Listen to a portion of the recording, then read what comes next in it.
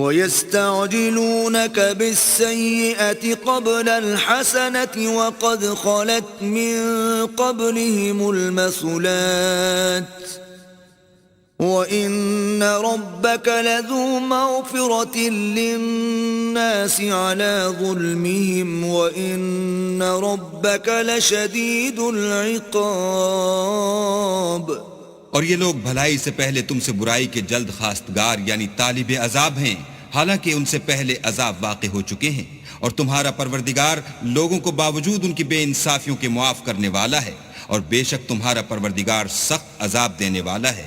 وَيَقُولُ الَّذِينَ كَفَرُوا لَوْلَا أُنزِلَ عَلَيْهِ آيَةٌ مِّن رَّبِّهِ إِنَّمَا أَنتَ مُنذِرٌ وَلِكُلِّ قَوْمٍ هَادٍ۔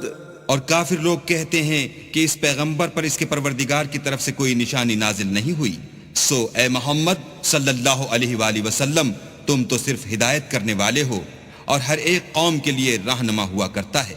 اللہ یعلم ما تحمل كل انثى وما تغيض الارحام وما تزداد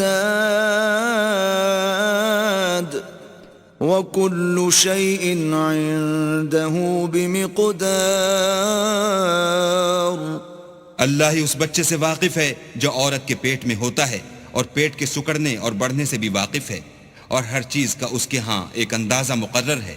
عالم الغیب والشہادۃ الکبیر المتعال۔